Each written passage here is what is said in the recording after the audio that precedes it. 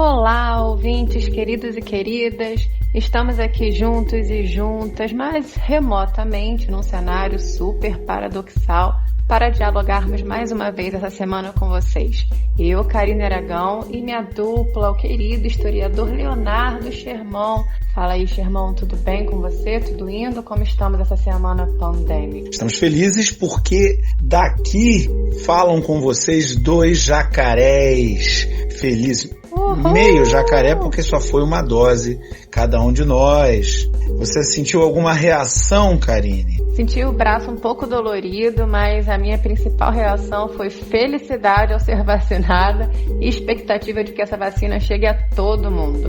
Que maravilha, eu também tive felicidade e dor de cabeça, dor pelo corpo. Calafrio louco, cara. Muito engraçado, assim, muito estranho. Mas tudo bem, o negócio é meter a agulhinha no braço. E hoje, no nosso episódio do Nadando na Modernidade Líquida, número 65, nós perguntamos quem romantiza a pobreza? Conversamos sobre essas matérias esquisitas que vez por outra aparecem por aí na nossa mídia, associando a pobreza a algum tipo de heroísmo, a algum tipo de fortaleza. E na segunda parte, nós debatemos sobre como encontrarmos nas notícias, no jornalismo, na mídia, um discurso mais afinado à realidade. Vamos mergulhar? Vambora!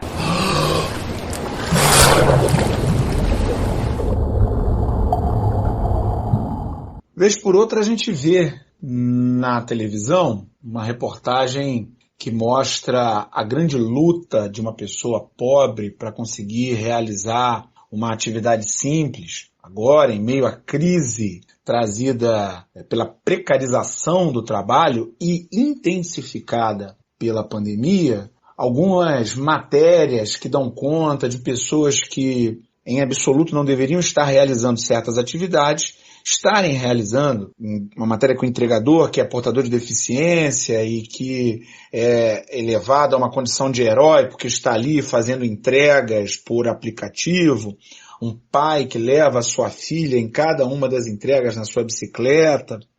Isso conjugado ao que aconteceu na semana passada, quando o Enzo Celulari, uma pessoa de excelente nível econômico, pessoa que já nasceu em berço de ouro, lançou um Twitter em que ele dizia que o consumo de carne no Brasil cai para menor nível em 25 anos. É o preço que está alto ou os consumidores que estão mais conscientes? Quando eu digo que Twitter é estudo antropológico, não é à toa. Acontece que a inflação, o índice de preço ao consumidor acumulado nos últimos 12 meses em relação às carnes bovinas dá conta de uma elevação de 30% do preço, 29,51%, para ser bem preciso. Então é claro que isso vai encarecer a cesta básica de qualquer trabalhadora, de qualquer trabalhador. Tudo isso me parece uma romantização da pobreza. Nesse sentido, eu gostaria de te perguntar, Karine, quem romantiza a pobreza? Você romantiza a pobreza? Eu diria que não, ó. A gente pode pensar que quem romantiza a pobreza, primeiramente, é quem não a vive, né? Porque parte desse discurso, normalmente, tem a perspectiva de um narrador observador olhando para essa pobreza, ou seja, alguém que não está vivendo essa situação, essa história, esse caos, esses conflitos, essa dificuldade, sentada muito bem no conforto do seu sofá, com comida no prato, olhando para essa cena romantizada, como você colocou, de uma pessoa entregando na sua bicicleta, no iFood, levando o filho ou a filha, por exemplo. No popular, pimenta nos olhos dos outros é refresco. Só vê heroísmo quem não está ali no dia a dia vivendo aquela coisa ali, aquele momento difícil, né? Exatamente, é muito bonito eu falar, né? Olha que história de superação.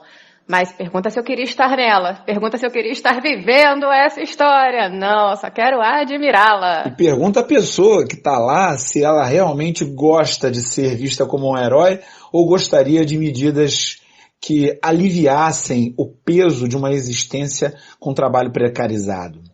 Exatamente. Essa história, essa ideia da romantização da pobreza, eu acho bem interessante quando a gente olha por uma lente relacionada ao panorama de uma sociologia literária. Porque até a década de 1930, a gente consegue perceber uma produção intelectual que disse pautada na consciência amena do subdesenvolvimento ou da pobreza, que é um tratamento meio folclórico, né? Um tratamento meio alienante, exótico da pobreza caracterizada de certos personagens. A gente tem na nossa literatura personagens que pertencem a regiões quase intocadas do Brasil, que são retratados muito de maneira caricata, né? Como se essa pobreza ela gerasse uma certa felicidade, porque você consegue tirar de uma situação de dificuldade algo bom, então você alcança essa felicidade com pouco. É feliz com pouco, sabe essa frase? É feliz com pouco. E isso embutido a uma ideia de que aquela pobreza seria temporária, porque, na verdade, nós seríamos o país do futuro. Então, se a gente olhar, por exemplo, para produções do século XIX, se a gente olhar para um livro que foi ambientado aqui entre Niterói e Rio de Janeiro, que era Moreninha, do Joaquim Manuel Macedo, a gente consegue ver que existem personagens assim, né? Para quem você coloca a pobreza como algo muito romantizado, né? Esses personagens que curtem ser pobres, né? Quase isso. Um livro ícone da nossa literatura que trata isso é Escravizaura, que romantiza uma situação, né, de agressão, de deslegitimação de direitos fortes. E parece não, né? A sociologia coloca assim pra gente, que na década de 30, a partir da década de 30, como a gente estava socialmente imerso numa situação de crise financeira muito forte, crise econômica, pobreza, miséria, a nossa produção intelectual passa a olhar para essa situação de pobreza, de miséria, e desenvolver o que a gente chama na sociologia de uma consciência catastrófica dessa pobreza, desse atraso. A gente ainda tem a partir dessa década de 30, pessoas que são intelectuais, estão sentadas no seu sofá escrevendo sobre a pobreza, mas que a partir desse momento assumem um compromisso de tentar não folclorizar essa pobreza. Ou seja, de trazer personagens que não estejam assim, muito felizes e que você não veja, na verdade, mais uma pobreza maquiada por uma história de amor, que era o que acontecia antes, né? A gente tem uma situação de pobreza maquiada por uma história de superação, uma história de amor. Eu fiquei lembrando agora daquela música muito famosa do cancioneiro da MPB ali, da era do rádio, Chão de Estrelas. O Chão de Estrelas na música é a lua passando pelos buracos do teto de zinco do barraco. O sujeito chega a dizer, a lua furando o nosso zinco salpicava de estrelas nosso chão. E é claro, quem escreveu a música, que foi Orestes Barbosa, não era alguém que vivia numa situação dessa. Ele estava nesse sentido, romantizando no máximo uma situação tremendamente precária. A descrição toda que ele faz do barraco, do lugar onde vivia, aquelas pessoas e tudo mais, é uma descrição de uma pobreza extrema, mas tudo muito bonito, tudo muito belo, tudo muito alegórico. Você falando disso me lembra de algumas reportagens que a gente teve, né, nas últimas semanas, falando, por exemplo, certas pessoas que não têm dinheiro para comprar o gás de cozinha e cozinham em fogão a lenha e como aquilo ali torna a comida mais gostosa. Você pensa assim, calma aí, o problema, a questão não é a comida ser mais gostosa ou não ser mais gostosa. A questão é que há pessoas que não têm dinheiro para comprar o gás de cozinha. Vamos olhar para essa situação. Além disso, a questão é que cozinhar a lenha é um trabalho do cão. As pessoas não cozinham mais a lenha porque não dá para conciliar a vida que nós temos hoje de muita velocidade com cozinhar a lenha, gente. Vai cozinhar a lenha onde? Morando num apartamento pequeno, morando numa casa pequena, precisando sair para trabalhar. Como é que faz isso? Isso é uma loucura, né? Isso é uma falta de entendimento total de que a pessoa está ali cozinhando, provavelmente queimando o que está ali no quintal. E num belo momento aquilo vai acabar também. Isso sem falar na destruição do planeta. Porque é óbvio que a culinária, a lenha, imagina, gente, ela é muito pior para o planeta do que utilizando gás de cozinha ou um fogão a eletricidade, como nós temos hoje em dia. E essa reportagem, por exemplo, da situação da lenha e do gás de cozinha, é próxima a outras. Uma que me chocou bastante foi quando eu li sobre uma família que estava em situação de rua e a reportagem dizia assim, inclusive no lead, né? A família vive em situação de rua há 1 mês, há 2 meses, mas deixa o lugar em que dorme limpo. E eu fico assim, oi? Calma aí, qual é a questão aí? A questão não é a limpeza da rua, a questão é que tem uma família em situação de rua.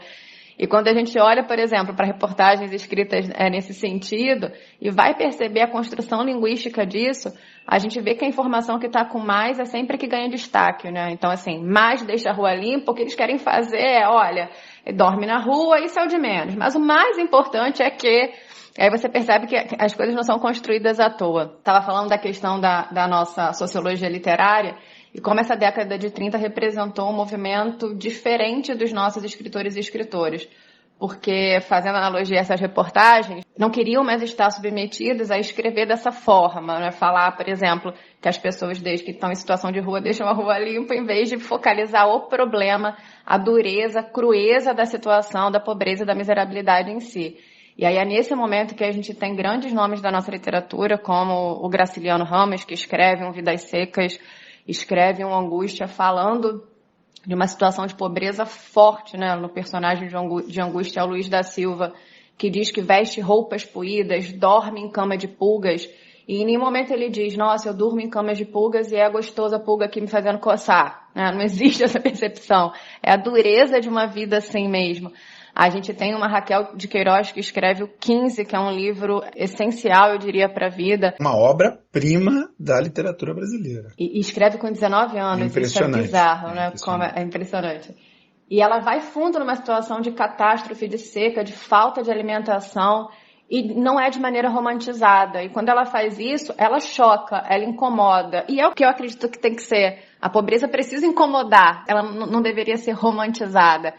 A gente tem uma Clarice Lispector, né, que é maravilhosa, escrevendo um livro como A Hora da Estrela, em que o narrador questiona o seu lugar de conforto ao narrar a pobreza da personagem Macabeia. Então, por várias vezes, ele se critica, assim, ele diz, eu preciso me vestir com roupas poídas para não romantizar essa pobreza. Porque ele mostra essa consciência de que não é ele que está vivendo esse lugar do pobre. Então, assim, eu diria que a gente, a partir da década de 30, tem um outro movimento que vai ser desdobrado, por exemplo, no Cinema Novo com Glauber Rocha, né, que critica essa pobreza romantizada que ratificaria uma visão exótica do Brasil, e aí eles vão numa outra medida. Hoje, me parece que a gente precisa tomar muito cuidado, pensando quais são as fontes de informação que a gente está usando, para entender o que acontece, para entender essa situação de pobreza, para entender, por exemplo, o fato da gente voltar para o mapa da fome da ONU, e isso é surreal, justamente para a gente não recair, não retroceder para o que a gente fazia até a década de 30. Acredito que a gente tenha que pensar num olhar que perceba a pobreza realmente como um problema social.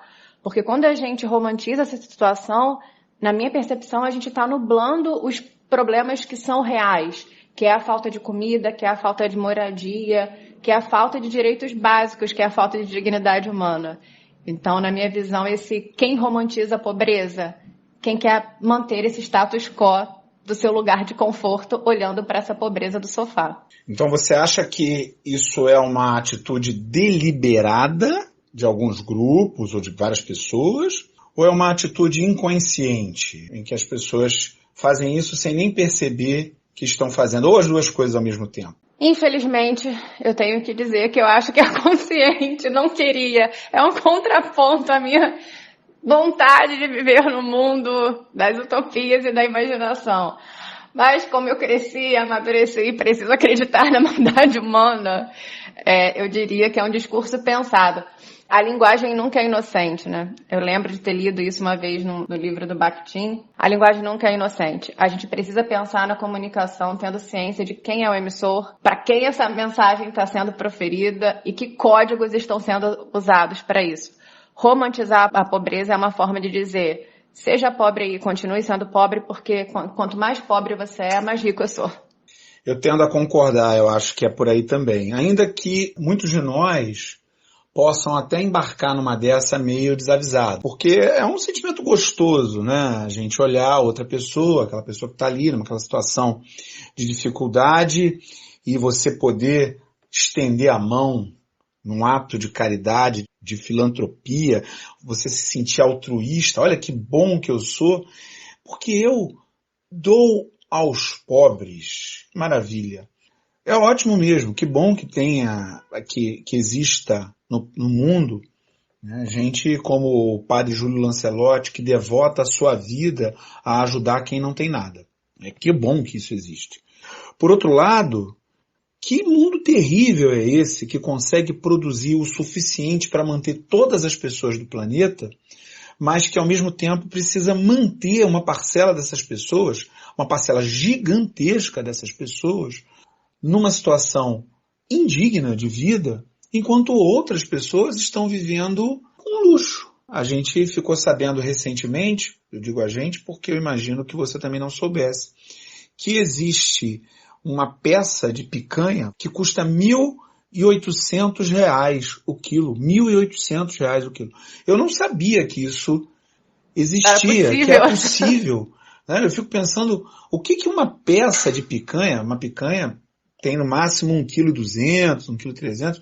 O que uma peça de picanha, que por si só já é uma carne cara, aqui na minha casa a gente não come picanha. Picanha é um negócio assim que você vai comer num dia muito especial, muito festivo. E olha que eu tenho emprego, tenho salário, né? Não estou vivendo uma situação dessa precarizada. Não que eu esteja nadando no dinheiro que nem o Tio Patinhas, mas vendo a situação que as pessoas estão vivendo nesse momento, o fato de você ter emprego, ter salário, já faz de você alguém que está fora da situação de precarização. Olha que absurdo, né? Você está bem? Tô. Eu tenho emprego, eu tenho salário. Nossa. A régua está lá embaixo, né? A régua está lá embaixo. Mas voltando aqui à picanha, descobri isso agora há pouco tempo. Porque apareceu uma foto da maior autoridade pública brasileira saboreando num churrasco uma peça que vale R$ 1.800 o quilo. E olha que picanha já é caro pra caramba. Por si só, me parece que também tem gente que entra desavisada e entra por esse sentimento, que é um sentimento egoísta, mas aqui, pelo menos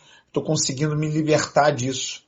Só que a gente não se liberta disso, porque a gente percebe ao mesmo tempo que as pessoas que a gente gosta estão vivendo esse problema e estão nessa situação sem nenhum apoio, né, sem nenhum tipo de ajuda, já que o auxílio emergencial ele está na casa dos R$ 150, né, que obviamente está longe de ajudar decentemente quem quer que seja.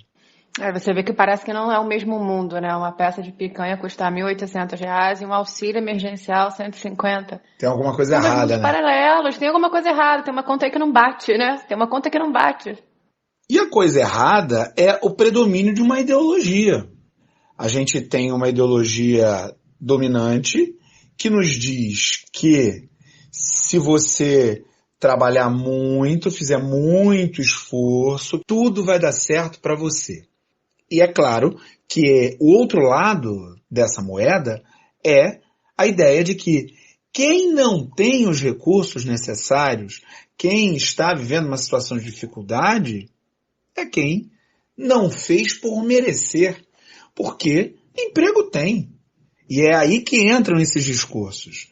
Olha lá, o sujeito mal pode andar e está fazendo entrega no aplicativo. Olha lá, aquela pessoa tem 80 e tantos anos, deveria estar aposentada, mas está lá batalhando pelo pão de cada dia.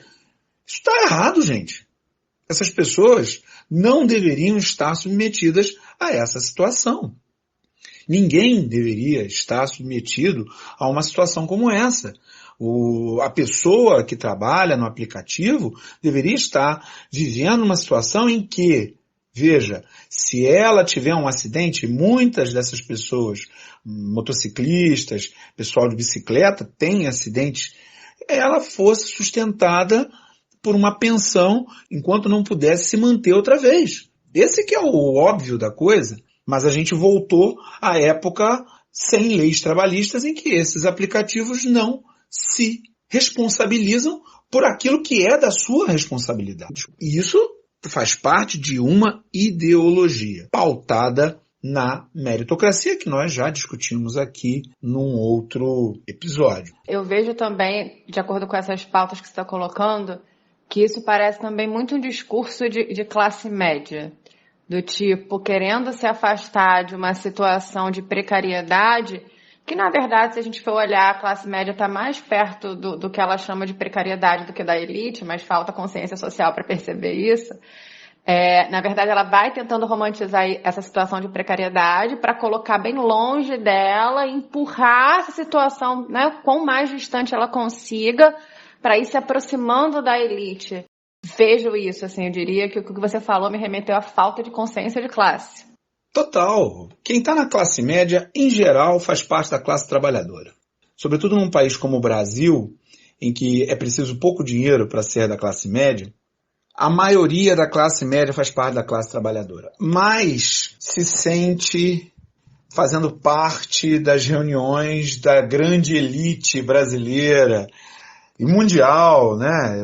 Essas pessoas pensam que estão dialogando com os milionários brasileiros, com os bilionários brasileiros, e esquecem que o seu saláriozinho suado, que faz com que a pessoa consiga ter lá uma TV a cabo para assistir o último sucesso naquela televisão, manter a internet funcionando, comprar um vinhozinho no final de semana, na verdade, aproxima essa gente muito mais de quem ganha muito pouco, quem ganha um salário mínimo, quem não ganha nem um salário mínimo, está muito mais próximo do entregador de iFood do que ela acha que tá, né?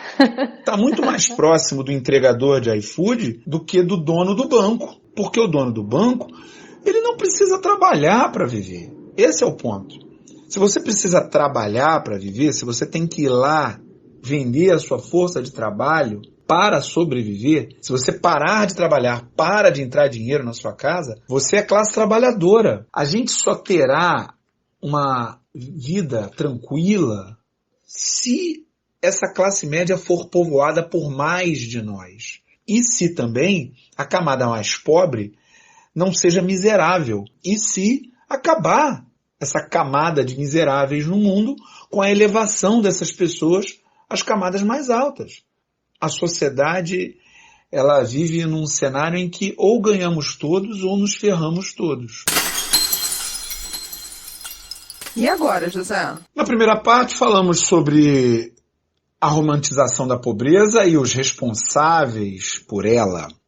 Mas agora eu queria saber de você, minha cara linguista, como agir perante os assuntos que contêm discursos dos quais discordamos. Quando a gente percebe um discurso como esse, que romantiza a pobreza, que quase que afirma que ser pobre é que é ser feliz, e que você é pobre por sua causa, porque se você tivesse força, você teria saído dessa situação.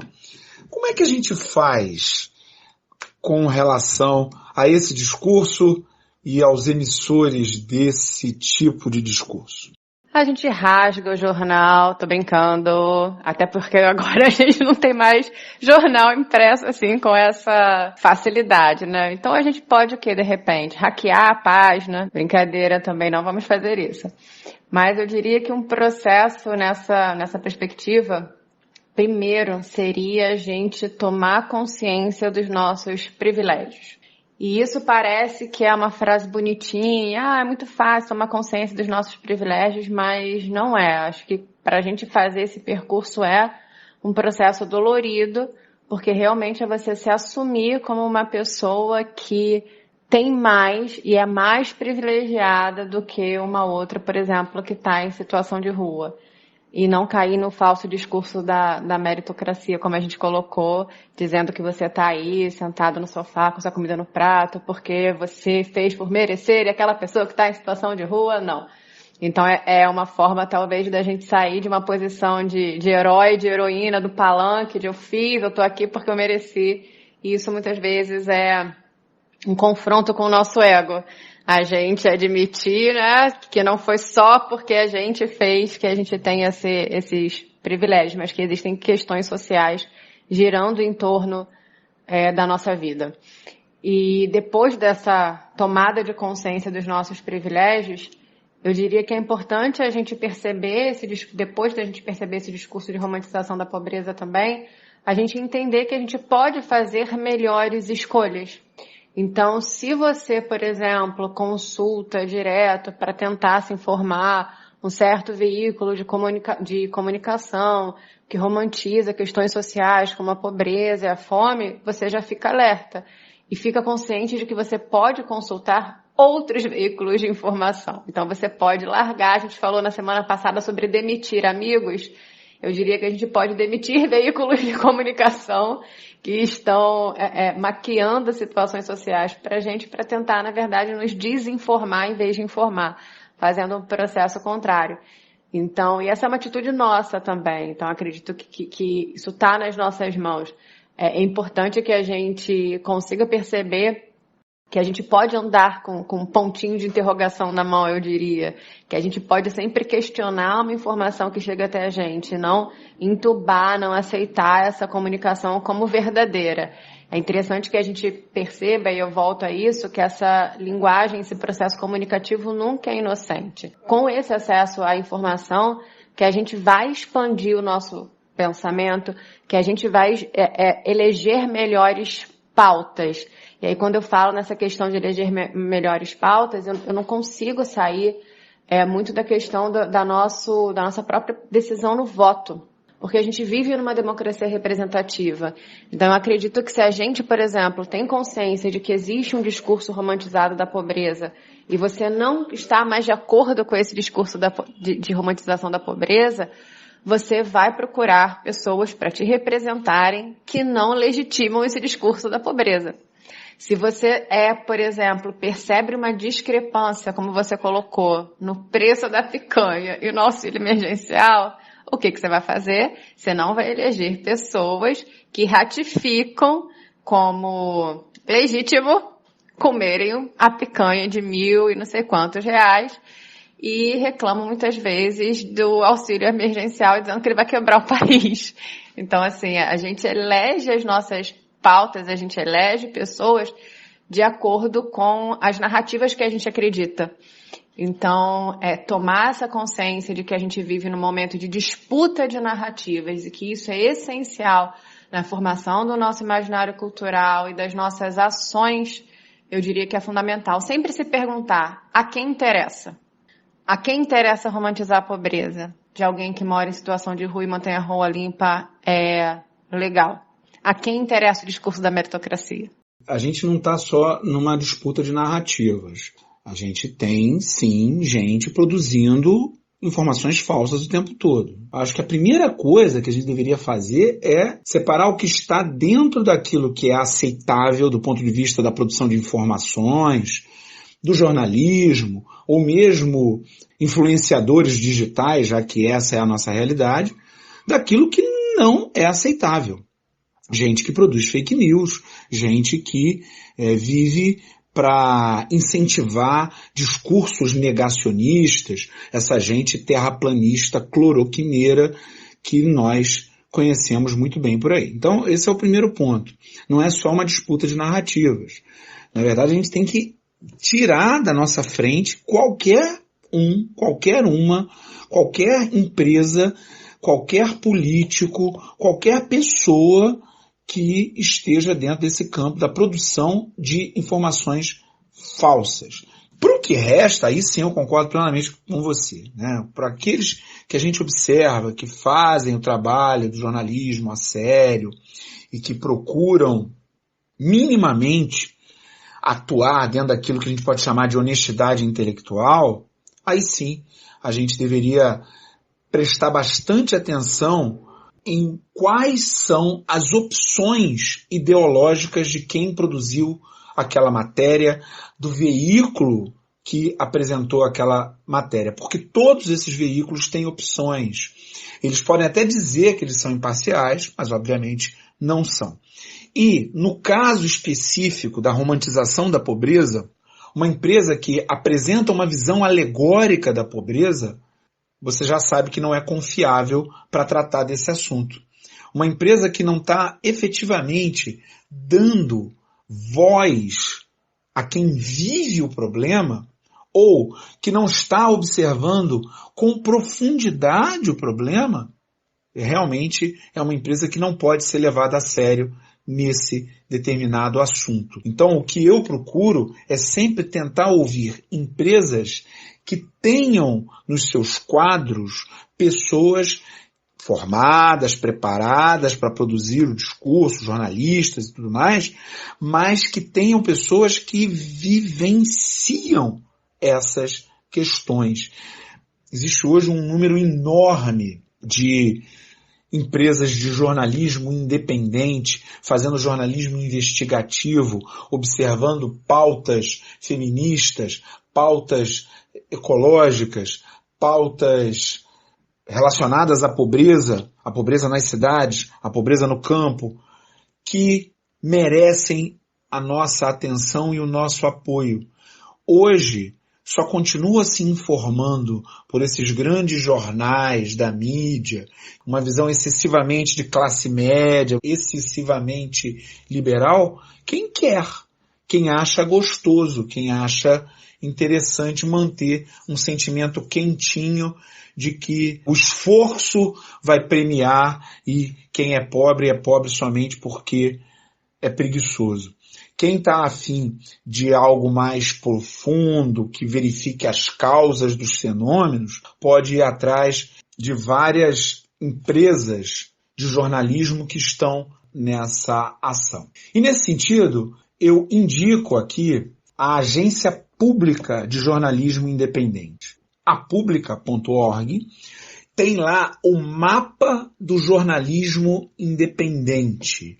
Um mapa que apresenta dezenas de órgãos de imprensa associados aos mais diferentes assuntos, às mais diferentes pautas, e que você pode se informar ouvindo diretamente quem está envolvido naquele determinado campo, em vez de continuar terceirizando a grandes jornais essas informações. O assunto se torna mais vocal e menos narrativo, né? São as pessoas tendo voz, são as pessoas dando a sua voz. E eu diria em pautas, por exemplo, como a pobreza, isso é fundamental para tirar esse olhar exótico que sempre de terceiros exotiza uma situação que não vive. Bem bacana para a gente tentar seguir nesse caminho. Vamos seguindo nesse caminho e para trilharmos com mais força e mais tranquilidade, precisamos de companhia. E qual a melhor companhia, se não das nossas ouvintes e dos nossos ouvintes? Vamos ao nosso Data NML. No nosso episódio 63, nós perguntamos às pessoas que responderam lá no Instagram, responda você também, se elas eram reformistas ou revolucionárias. E 67% daqueles e daquelas que responderam disseram que são reformistas. Temos poucas revolucionárias, poucos revolucionários no Brasil, hein, Karine? Temos, e a gente confessou no nosso episódio que a gente também faz parte dos reformistas, né? Nós tivemos algumas respostas bem legais. Algumas pessoas responderam a nossa caixinha de perguntas, em que a gente quis saber por que essa decisão de ser revolucionário ou de ser reformista. A Nina Rodrigues nos disse que a revolução é feminista.